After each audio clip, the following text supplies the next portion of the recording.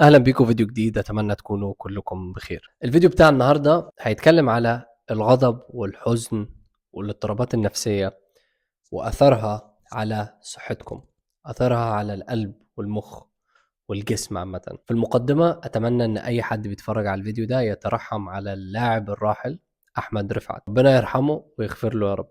انا معرفش اللاعب ده، ولكن اللي جذب انتباهي ان في ناس كتير بتتكلم عنه، فحاولت اسمع القصة. لما بصيت في الموضوع عرفت ان حصل له سكتة قلبية باين وهو بيلعب، وبعدين حصلت له الوفاة بعدها ب3 شهور.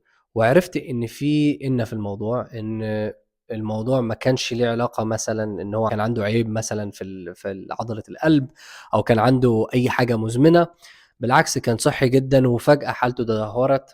وده خلاني اقرا اكتر وبصيت اكتر، وللاسف شخص تعرض لضغط هايل هو ما قدرش يستحمله، وده اثر على صحته، اثر على قلبه، اثر على حياته. العبره من الموضوع ان احنا نتعلم من الحاجات اللي بتحصل قدامنا دي. على قد ما هو موضوع فيه جدل كتير ونقاش، انا شفت ده عن طريق السوشيال ميديا وانا ببص في الموضوع. النهارده جاي عاوز اتكلم واغتنم الفرصه ان الناس كلها مركزه في اللي حصل ده، ان انت تعرف ان مهم جدا ان انت تهتم بصحتك. اي حاجه بتحصل قدامك لازم تستفيد منها، لازم تتعلم منها، ولازم تعلم اللي حواليك منها. وانا شفت ان دي فرصه كبيره جدا ان احنا نتكلم على اثر الاضطرابات النفسيه والضغط، وعدم تحمل الضغوطات دي بالطريقه الصحيحه، او التعامل معاها والتكيف معاها بالطريقه الصحيحه. ممكن تعمل ايه في صحتك، غير ان هي ممكن تخليك تعمل قرارات خاطئه. الحياه كلها هتكون ضغوطات، ومش انا بس اللي هاجي اقول لك كده. اكيد كلنا عارفين كل واحد عنده ضغوطاته وتحدياته وخسايره ومكاسبه وبزنسز والشغل والاولاد والاطفال والاهالي، الوضع المالي الايام دي. مثلا الناس بتشتكي من الكهرباء، ده ضغط، كل ده ضغط نفسي. بس ازاي ما اخليش الضغط النفسي ده يتحكم فيا؟ حتى المسلمين اللي بيتفرجوا عليا، انتوا عارفين ان الرسول قال لكم جملة بسيطة: لا تغضب، عليه الصلاة والسلام. ودي ليها سبب. الموضوع كله بيبدأ من التوتر. لما التوتر بيكون موجود عندك، اللي بيحصل الجسم بيفرز الهرمونات زي الادرينالين والكورتيزول في الجسم. افراز الهرمونات دي على المدى الطويل بكميات كبيرة دايما دايما دايما بيؤدي الى زيادة ضغط الدم، وبيؤدي الى ارهاق عضلة القلب. وفي الاخر ده بيؤدي ان انت عندك ازمات قلبية وعندك مشاكل صحية. وزي ما قلنا مش القلب بس اللي بيتأثر، حاجات كتير برضو زي الجهاز الهضمي. يعني انت لو شخص عندك ستريس ولقيت ان الستريس ده بيطلع على جهازك الهضمي، اعرف ان انت في مرحلة خطر، اعرف ان انت لازم تتحرك بسرعة، لازم تعمل حاجة بسرعة، لازم تحل المشكلة بسرعة. غير كده ضعف الجهاز المناعي عرض من اعراض والضغط النفسي اللي انت غير متحكم فيه.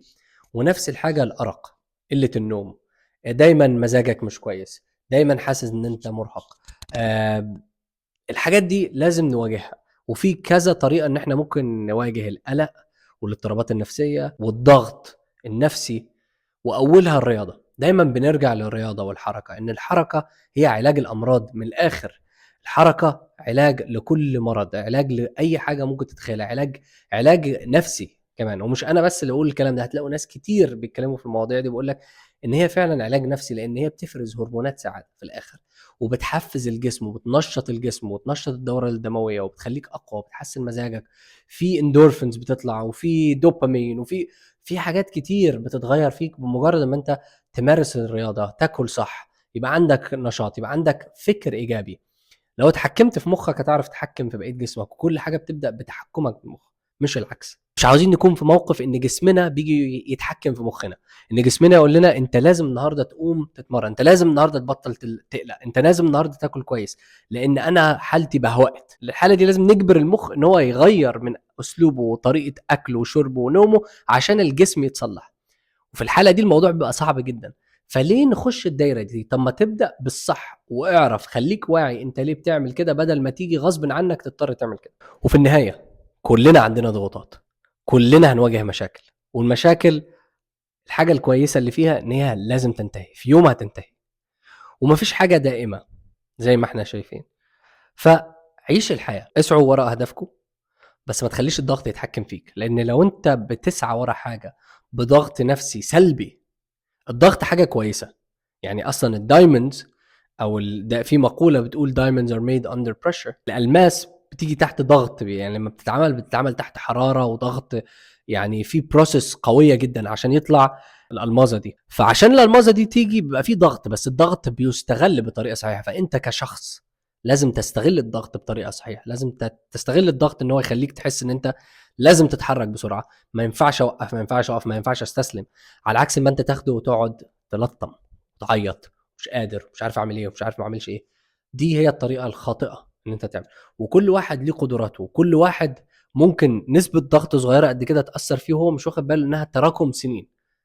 فالوعي كويس، الفهم كويس، وان احنا نقدر نتحكم في نفسنا حاجه جميله جدا. ان تتحكم في مخك هي ممكن تبقى اللي انا بقوله حاجه بديهيه احنا ما بنفكرش فيها، بس المخ يتحكم في الجسم، بس انت روحك النفس هي اللي تتحكم في المخ. فعشان كده مهم جدا ان النفس بتاعتنا تنضبط، يبقى عندنا قدرة التحمل. يبقى لما نفسك هتبقى مظبوطة تقدر تتحكم في مخك، تقدر تتحكم في احاسيسك، وتقدر تهدي اعصابك. كلام عميق، مش عاوز اعمق اكتر من كده. اتمنى تستفيدوا من الفيديو بتاع النهارده. شير الكلام ده لحد انت مهتم بيه، لحد هو مضغوط، لحد انت عارف ان الضغط ممكن ينهي على حياته، وفي الاخر الاعمار بيد الله. اي حد مننا ممكن يموت في اي لحظة، كون مستعد. سلام عليكم.